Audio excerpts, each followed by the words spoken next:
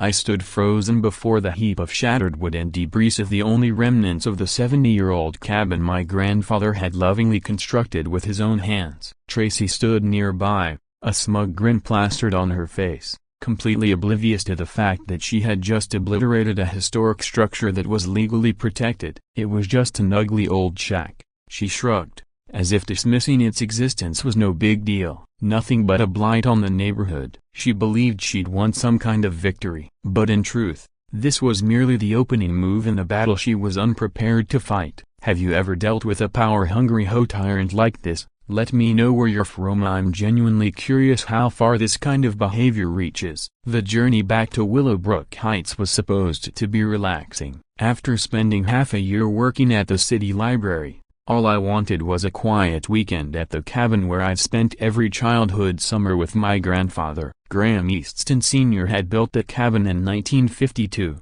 back when the neighborhood barely existed. Every single beam, nail, and pane of glass was installed by his seasoned hands. That cabin wasn't just a structure, it was a legacy, a tribute to his perseverance, skill, and the countless memories we created before he passed away 3 years ago. Turning onto Maple Street, I expected to see the cabin nestled under the same towering oak trees, maybe a bit weathered, possibly in need of some care but still proudly standing. Instead, the sight that greeted me left me breathless. The cabin was gone. In its place lay a mess of splintered lumber, shards of glass, and broken concrete. Nearby, a bulldozer idled, its blade stained from the wreckage. The remains of the handcrafted dining table my grandfather made lay in pieces across the rubble. My hands trembled as I pulled over and stepped out, the full weight of the destruction settling in. This wasn't caused by nature. This was intentional. Someone had made this decision and carried it out while I was away. Then came the voice I dreaded, it dripping with self-satisfaction. Well,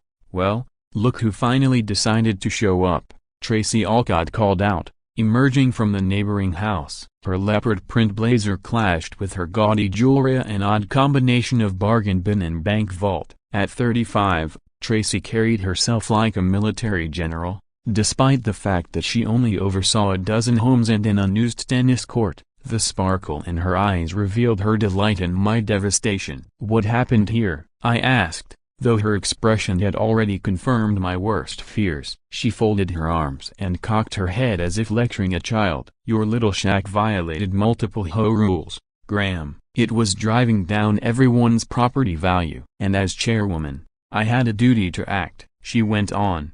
The crew came this morning and handled everything efficient and by the book. Her dismissive tone, referring to my family's heritage as some kind of neighborhood nuisance, made my fists clench. Still, I kept my composure. I sent you plenty of notices over the past few months, she added, clearly savoring her moment. You ignored them, so I had to authorize the immediate removal. My heart pounded as I tried to absorb what she was saying. You had no legal right to do this without proper notice or due process, I told her, my voice steady even though I was reeling inside. Tracy laughed, sharp and brittle like broken glass, and reached into her expensive handbag, pulling out a thick folder. Oh, but I did, sweetheart, she smirked. You signed the HOA agreement when you inherited the property. Anything that violates community standards can be removed after notice. And I've got documentation for everything, letters, calls, all of it. She waved the folder like a sword,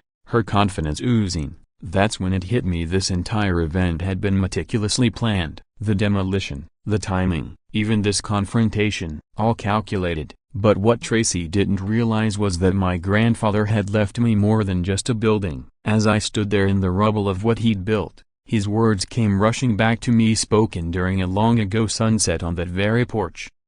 Sometimes, Graham, the most important things are the ones you can't see right away. Keep your eyes open. When the time comes, you'll know what to do. At the time, I hadn't understood what he meant, but standing there among the wreckage, I began to. Tracy believed she'd ended something, but she had only lit a fuse to something far bigger. The drive back felt like a slow-motion nightmare. Images of the ruined cabin and Tracy's smug face played on repeat in my mind. Something didn't add up. Her version of events seemed too perfect, Too rehearsed, that folder she flashed, far too convenient. Years spent working in historical archiving at the community library had sharpened my instincts. Tracy claimed she'd sent multiple notices, but I'd been diligent with my mail and voicemail the entire time I'd been away. If her claims were true, there should be a clear record, a paper trail, something I could track. Back home, I went straight for my filing cabinet. I unlocked the metal filing cabinet where my grandfather had stored every document related to the cabin and property. He'd been meticulous, a borderline obsessive about paperwork,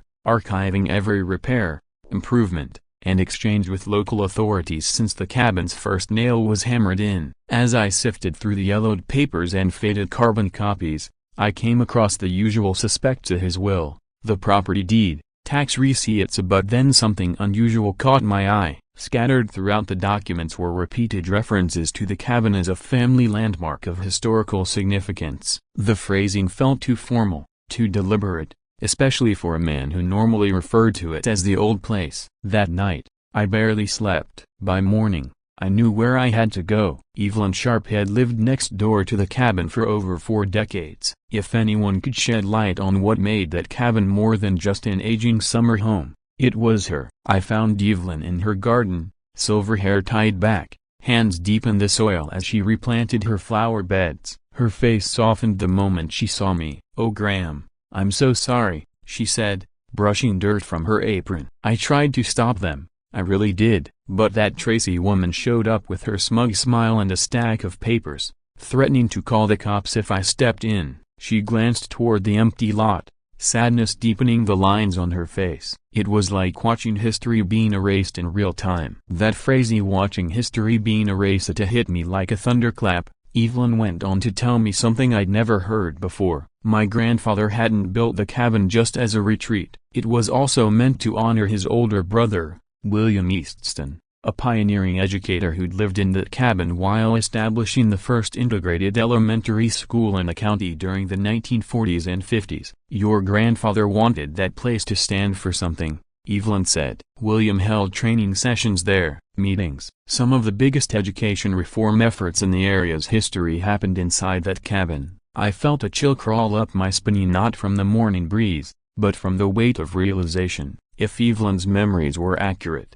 the cabin wasn't just personal history, it was public history, and it might have been protected under state law all along. Before I could process it fully, my phone buzzed. A text, from the law firm I didn't recognize, representing Tracy Alcott. "Cease and desist any further harassment or interference regarding the lawful demolition of the structure at property address A Broken Bar. Further action may result in legal consequences." The threat was meant to silence me. Instead, it lit a fire. If Tracy was lawyered up this quickly, she wasn't confident. She was nervous. Evelyn must have sensed something shift in me, because she leaned closer. "Graham," she said, "there's more." She told me that back in 1998, surveyors from the State Historic Preservation Office had come to document the cabin. They'd taken photos, conducted interviews, and even measured the structure. Evelyn remembered speaking to them herself. They said they were compiling records. For what? I didn't know, but they treated that cabin like it mattered. Hope surged in my chest. If the cabin had been formally surveyed, there had to be a record, or maybe even a legal designation that Tracy had either overlooked or deliberately ignored. As I thanked Evelyn and turned to leave, I remembered something else. Years ago, my grandfather had mentioned a box he kept in the basement for when the time comes, he'd said. At the time, I assumed he meant property insurance or emergency contacts, but now, a broken bar, I wasn't so sure. That box might hold the final piece of the puzzle, a proof that the cabin wasn't just a home, but a recognized landmark. The drive back felt different, no longer a retreat from disaster, but a pursuit of justice. My grandfather's words echoed once more. The most important things are the ones people can't see right away. Maybe the real power of that cabin wasn't in its wood and nails, but in its historia and in the quiet paper trail that could bring everything crashing down around Tracy Alcott. And if I was right, she had just made the biggest mistake of her life. Next stop, the basement. The basement of my grandfather's house smelled of dust and timey air thick with the weight of memory. Cardboard boxes were stacked like miniature towers beside metal filing cabinets that hadn't been opened since he passed 3 years ago. I'd been down here a few times to dig out holiday decorations or borrow tools, but I'd never taken the time to truly comb through what he'd left behind. But today was different. Evelyn's revelation about the state survey had lit a fire in me. I wasn't just sifting through clutter, I was searching with purpose. Somewhere down here, there was supposed to be a box of important papers, something my grandfather had once mentioned in passing. It took nearly 20 minutes of shifting dusty boxes and dragging old furniture aside before I found it. Wedged behind a rusting workbench was a metal tin about the size of a shoebox, its lid marked with my grandfather's firm, looping handwriting. Open only when truly necessary. AGE. Senior. My heartbeat quickened. Inside was a carefully preserved collection of documents that told a story I had only ever known in fragments. There were black and white photos of my great-uncle William teaching children of all races inside the cabin's living room. There were newspaper clippings covering the county's early school integration efforts. But then, at the very bottom, I found the document that made my hands tremble. It was an official certificate from the State Historic Preservation Office, dated October 15, 1999. The cabin had been designated a protected historic landmark under the State Preservation Act. The certificate came with detailed photos and a formal report documenting the cabin's historical role in local civil rights efforts. I pressed the paper to my chest and felt, for a moment, like my grandfather was right there beside me. This is what I saved for you, son. This is how you fight back. I stared at the legal language again and again. It was clear. The cabin could not legally be altered, moved, or demolished without explicit approval from the State Preservation Board. Any violation was classified as a Class C felony, punishable by up to 5 years in prison and fines up to $50,000. This wasn't just a violation of neighborhood rules. Tracy Alcott had committed a crime, a serious one. The irony was sharp as she'd raised the cabin to raise property values, but instead, she might have triggered a legal disaster that could tank the entire neighborhood's reputation. I didn't waste time. My first call was to Douglas Hart, a real estate attorney I'd worked with before. He was smart, principled, and not easily rattled. I read him the key sections of the preservation certificate. There was a long pause, followed by a low whistle. Graham, a broken bar. This is bigger than you realize, he said, his tone grave. This isn't just about zoning or HOA disputes. This is criminal law. And if she tore down a protected structure without clearance, that's felony territory. Big fines, possible jail time, and personal liability for restoration. We scheduled a meeting that afternoon to go through all the documents and plan the next steps, but Douglas warned me, people make dangerous choices when they realize they're in over their heads. Be ready for her to panic. She might try to cover her tracks, threaten witnesses, or even blame you for hiding the landmark status. It didn't take long for his prediction to come true. On my way to his office, I got another text, this one far more aggressive than the first. Tracy's lawyer now accused me of fraudulent misrepresentation, claiming I was using fake legal claims to extort money. They even threatened to file criminal charges against me. The timing was no coincidence. Just hours after I began digging into the cabin's legal status, she was already trying to flip the script. That suggested one thing. She might have known all along. Maybe she'd seen the landmark certificate. Maybe she thought it was buried deep enough that I'd never find it. And if that were true, her actions weren't just reckless, they were calculated. She hadn't just bulldozed a piece of my family's past. She'd destroyed protected state property and gambled that no one would notice. As I left Douglas's office, stomach tight with fury and adrenaline, I caught sight of something across the street that made my blood run cold. A dark sedan with tinted windows, parked facing the building. Inside, a large man in a baseball cap sat motionless, watching, waiting. Something was happening behind the scenes, and it wasn't just legal anymore. As I stepped off the curb and headed toward my car, I noticed a dark sedan parked across the street. The man in sedan, large, wearing a baseball cap, seemed to be watching Douglas's office with far too much interest. When I started my car, the sedan's engine came to life as well. It followed me for several blocks, never too close, never too far. Before peeling off down a side street, Douglas had warned me that Tracy might escalate things.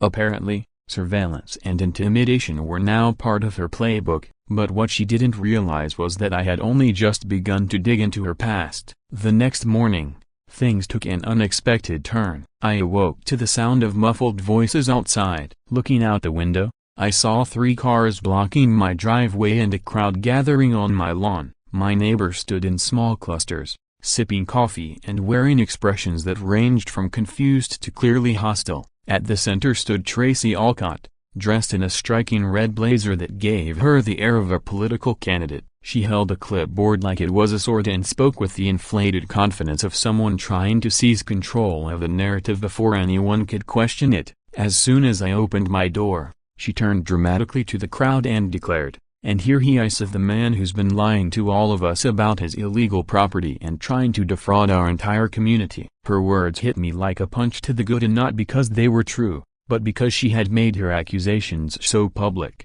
so calculated. She had clearly spent the evening calling every home member she could reach, painting me as a con artist rather than a concerned resident defending his family's legacy. According to Tracy, I had forged historical documents, made up the preservation status of the cabin, and was now trying to extort money from the HOA using legal threats built on lies. She waved the clipboard dramatically, claiming it held proof, notices she'd sent me, certified mail receipts, and what she insisted were detailed records of my refusal to respond. And to her credit, the paperwork looked official. Some neighbors, especially the newer owners, seemed to buy into it. I could see their uncertainty as they glanced between Tracy and me. But then, a voice of reason cut through the crowd. "I've lived in this neighborhood for 40 years, Evelyn Sharp said, stepping forward. "And I've never seen Graham act dishonestly about a thing." The crowd turned as Evelyn continued. "But I have watched Tracy ignore community input, push through decisions without discussion, and treat longtime residents like they're disposable.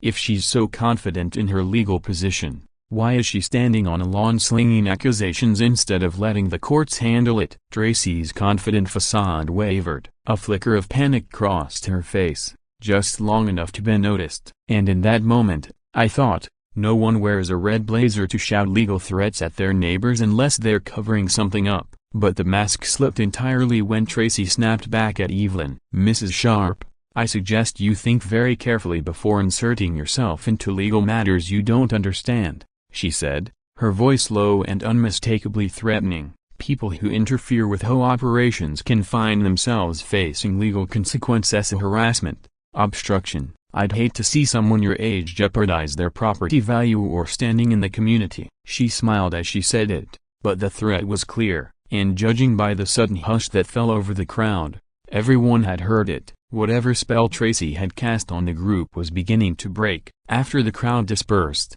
I stood alone on the lawn, still processing the sheer brazenness of her public attack. But I was also encouraged, because someone who resorts to bullying a respected elder in front of a dozen witnesses isn't acting from a place of strength. They're acting out of fear. And fearful people make mistakes. As I gathered the abandoned coffee cups and cigarette butts from my grass, my phone rang. The number was local but unfamiliar. The man on the other end introduced himself as a former resident of Maplewood Heights. "I read about your cabin in the police blotter," he said. "Figured I should call." Tracy Alcott pulled the same stunt in our neighborhood 3 years ago, and it didn't end well for the people who trusted her. His call opened a new era, one I hadn't even considered before. And suddenly, I knew exactly where to look next. As I listened to the man on the phone describe Tracy's time in Maplewood Heights, a disturbing picture began to emerge. Her attack on my cabin wasn't just a personal vendetta, it was part of a long-running pattern of manipulation and abuse of power. According to my caller, Tracy had arrived in Maplewood Heights in 2018 and quickly launched a self-styled campaign to improve the neighborhood. In practice, that meant targeting homes she considered unsightly or substandard, often owned by elderly residents or absentee landlords, then leveraging legal pressure and social manipulation to push them out. Over 2 years, she'd overseen the demolition of 3 such properties, always citing property values and community standards. In each case, the homeowners were in no position to fight back. The tactics were eerily familiar: early morning demolitions, vague references to procedural compliance, and a flood of paperwork that overwhelmed her victims before they could organize a response. But what really got my attention was how it all ended. One of the residents, unwilling to go down quietly, hired a private investigator. That decision changed everything. The investigation uncovered that Tracy had been falsifying HOA documents and embezzling funds earmarked for community projects. When the findings went public, she disappeared, leaving behind a neighborhood still struggling to recover from the damage she'd done,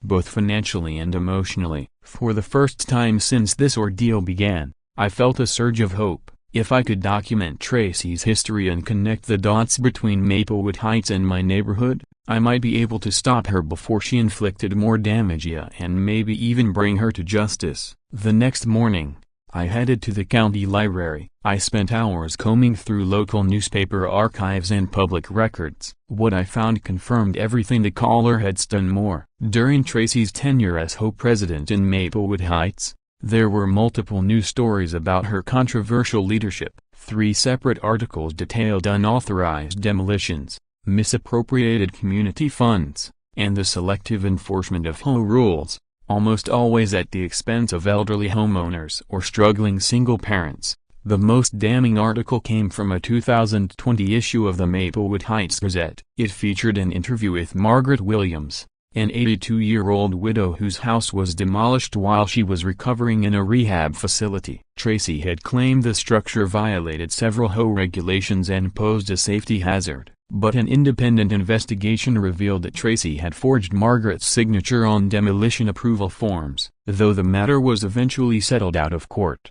Tracy was forced to resign from the HOA under pressure from both neighbors and law enforcement. It was clear now, Tracy operated with ruthless precision, always choosing victims who couldn't fight back. She struck quickly, demolished before questions could be asked, then relied on intimidation and falsehoods to quiet anyone who raised concerns. She had succeeded for years because most people didn't want to confront a neighbor, especially one who cloaked herself in the legitimacy of an official position. But this time, she had chosen the wrong person. I wasn't just angry, I was prepared. I had resources, time, and now, a growing file of evidence. Then, just as I was reviewing an old HOA financial report from Maplewood Heights, my phone rang. The number was unfamiliar. I answered and everything changed. "Mr. Easton," the caller said in a calm, authoritative tone, "my name is Frank Doyle. I'm an investigator with the State Historic Preservation Office. I've been following your case since Douglas Hart reached out to the Attorney General yesterday." I froze. Frank continued, "You need to know that what you're dealing with may be bigger than you think. We've been tracking similar incidents across the state for the last 2 years. Your situation fits a larger pattern: a targeted destruction of protected historical properties under the guise of HOA enforcement. We believe Tracy Alcott is part of a coordinated effort to clear the way for development projects that otherwise wouldn't get approval." The idea that this might be part of an organized fraud network was stunning but also strangely comforting. I wasn't alone. Frank explained that they'd been building a case against Tracy and her possible associates for months, but lacked a strong enough incident to take formal action. My cabin, being a state-recognized landmark, had finally given them the opening they needed. This was no longer just a local HOA dispute. It was a criminal investigation, and Tracy Alcott was now at the center of it. This case marked the first time investigators had concrete proof, ironclad documentation confirming the cabin's protected historical status, paired with undeniable evidence of deliberate criminal conduct. "We need your help to make this case stick," Frank told me, "but I want you to understand that things are going to escalate quickly. Tracy is going to use every trick in the book to avoid prosecution." He wasn't wrong. Just hours after our conversation, 2 sharply dressed men showed up at my door. They introduced themselves as community mediators, allegedly hired by Tracy to resolve our dispute amicably. Their pitch was polished and practiced: a $25,000 cash settlement in exchange for me dropping all claims about the cabin and signing a non-disclosure agreement. When I refused, their demeanor changed, their smiles faded, and the message became clear: if I didn't back down, there could be consequences. They hinted at damage to my reputation, financial trouble, even legal repercussions. It wasn't hard to see through the intimidation, but instead of scaring me off, it had the opposite effect. It proved Frank was right. This wasn't just a petty hoe power play, it was something much larger. No local hoe bully hires professional negotiators or offers five-figure hush money, and they certainly don't engage in organized harassment. Whatever Tracy was hiding, it was big. The demolition wasn't just about curb appeal or raising property values. I needed to find out what she was really gaining from Thesa and how many other communities had suffered from her schemes. That evening, just as I was preparing materials to assist Frank's investigation, I got a text that lifted my spirits for the first time in days. It was from Evelyn Sharp. Grahama, 8 of our 12 neighbors want to hold an emergency home meeting to review the cabin demolition and discuss Tracy's behavior. It's set for tomorrow night. We want you to present your evidence. It's time to take our neighborhood back. Finally, the tide was turning. Tracy Alcott was about to face a united front of residents and the legal reckoning she had long evaded. The emergency meeting was held the following evening at the community center. The room buzzed with tension, and neighbors who'd shared barbecues and holiday lights now found themselves on opposite sides of a conflict they hadn't even realized existed. Tracy arrived 15 minutes late, flanked by the same mediators who had visited me earlier. She strode in with her usual air of confidence. But something had changed. Her eyes looked tired, her posture slightly stiff. For the first time, it seemed she knew she might not win. I began my presentation by distributing copies of the State Preservation Certificate, photos of the original cabin, and documentation of its place in the county's civil rights history. As neighbors flipped through the papers, a heavy silence settled over the room. Then came the moment of understanding, of the collective realization that Tracy hadn't just demolished a structure. She had erased a piece of shared heritage. When I finished, Margaret Henderson, a respected longtime resident, raised her hand. "Tracy," she asked pointedly, "did you know about the preservation certificate when you ordered the demolition?" Tracy didn't hesitate to pivot into deflection mode. She called the documents fake, claimed I had hidden the cabin's legal status, and cast herself as the victim of a campaign to bankrupt the hoe. She even presented a folder of her own, alleging that I had forged historical records and bribed state officials. The accusations were so absurd that several people chuckled in disbelief. But Tracy pressed on, her voice rising with every word as she insisted she was being persecuted for trying to protect the community. Then the door opened. Frank Doyle stepped in, introduced himself as an investigator with the State Historic Preservation Office, and asked to speak. Tracy's mask cracked. Panic flickered across her face. She demanded to know why a state official was interfering in what she claimed was a private community matter. Frank's response was calm and damning. "Ma'am, the destruction of protected historical landmarks is not a private issue. It's a criminal matter, and we have the evidence to prove it." Frank didn't waste any time. "We have clear evidence you knowingly ordered the demolition of protected property after being officially notified of its status," he said, holding up a thick folder. Then, to the shock of everyone in the room, he began reading transcripts of recorded phone calls between Tracy and her demolition contractors. In them, she explicitly instructed them to ignore any historical markers or preservation notices they might encounter. A stunned silence fell as Frank revealed the bombshell: he had been recording Tracy's conversations. The reaction was immediate and visceral. Several neighbors gasped. I could see the shock ripple through the crowd, and Tracy's expression cycled rapidly from denial, to outrage, to what could only be described as fear. Frank didn't stop there. He played audio clips of Tracy's voice, clear and unmistakably, as she told a contractor, "I don't care what signs or papers you find, just get that shack torn down before anyone can stop us. I'll deal with the legal stuff later." Another clip captured her scheming to claim ignorance and blame me for hiding the cabin's status. As the recordings played, I saw Tracy unravel in real time. Her face flushed, then paled. Her so-called mediators edged quietly toward the exit. Then something incredible happened. One by one, neighbors stood from their seats. Margaret Henderson was first, then the Johnsons, then Mrs. Patterson, the retired school teacher. Within moments, 8 of the 12 home members were standing in quiet defiance, rejecting everything Tracy stood for. It wasn't loud, it didn't need to be. Their message was clear: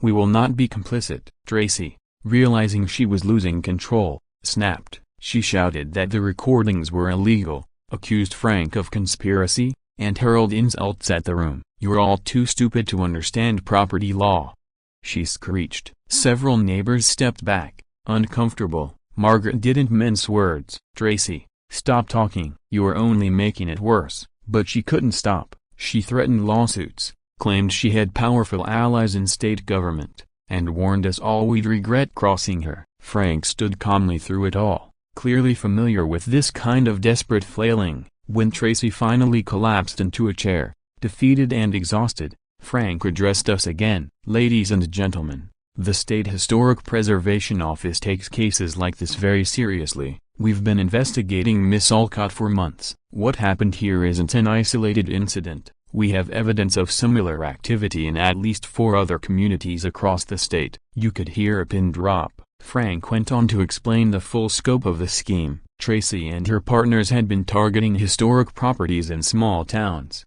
destroying them before legal protections could be enforced. They would then move forward with development projects that were only profitable because those protected buildings no longer stood in the way. The scam had generated millions in illegal profits over 5 years. Tracy's case would now be part of a broader federal investigation into organized historical preservation fraud. As Frank wrapped up and Tracy sat in silent shock, I felt a deep and surprising mix of emotions: relief, yes, but also sadness. The cabin was gone, and no punishment could undo that loss. My grandfather's legacy had been erased by greed, and our once close community had been fractured by lies and manipulation. But then I looked around, at the standing neighbors, at the people who had once trusted Tracy but now stood united in truth, and I felt hope. The fight for my grandfather's cabin had grown into something bigger. It was no longer just about one family's loss. It was a declaration that corruption would not be tolerated,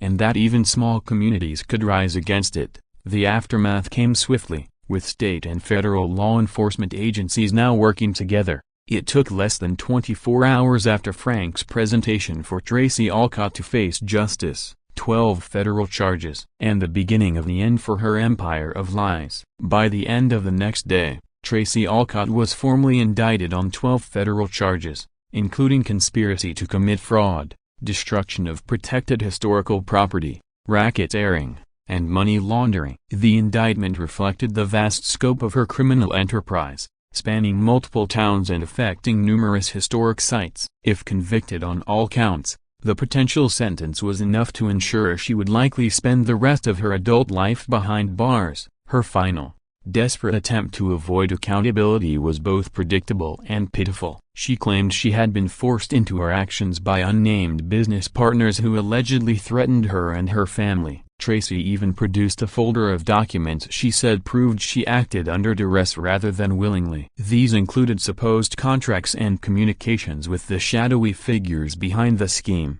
But Frank Doyle had anticipated this move. His investigation had been meticulous. In court, he quickly discredited Tracy's evidence, revealing that many of the documents had been created after her arrest on her own computer. The metadata didn't lie. The trial was swift. Facing overwhelming evidence, Tracy's legal team advised cooperation. A plea deal followed. She agreed to testify against her criminal network, forfeit all assets gained through her fraudulent activities, and accept a prison sentence of 7 years, followed by 5 years of supervised probation. She was also ordered to pay $250,000 to rebuild my grandfather's cabin according to historic standards, along with an additional $180,000 for damages related to the loss of priceless artifacts and documents. The financial blow was devastating. Tracy was forced to sell her home in Willowbrook Heights at a deep loss. Ironically, the very scandal she had caused dragged down local property values, something she had originally tried to prevent by demolishing what she saw as eyesores. Her home sold for 35% below its market value,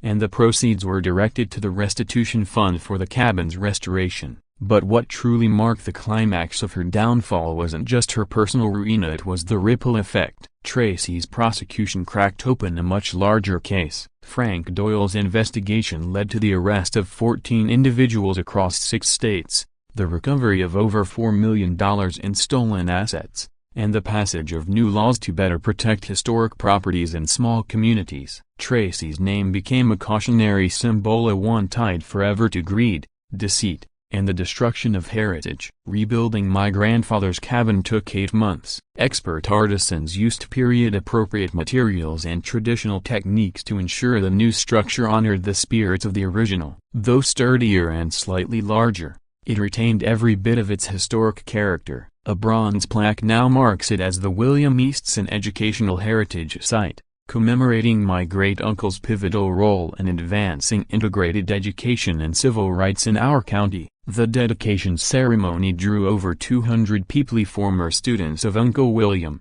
civil rights activists who had marched with him, and neighbors who had watched the fight for justice unfold. As I stood on the porch where my grandfather and I once shared stories on warm summer nights, I felt something deeper than triumph, a profound sense of closure. This journey had become more than just about rebuilding a cabin. It was about reclaiming a community's values and preserving a legacy nearly erased by corruption. My grandfather once told me that the most important things in life are often invisible. I didn't understand what he meant back then, but now I do. The cabin's true worth wasn't just in our family's memories, it was in its documented place in civil rights history and the legal protections meant to safeguard that legacy. Tracy Alcott's fatal miscalculation wasn't simply crossing me, it was believing that history could be erased for convenience and profit. And while I'll never forget the heartache of seeing the cabin reduced to rubble, I'll also never forget the moment when justice caught up with those who thought they were above the law. Today,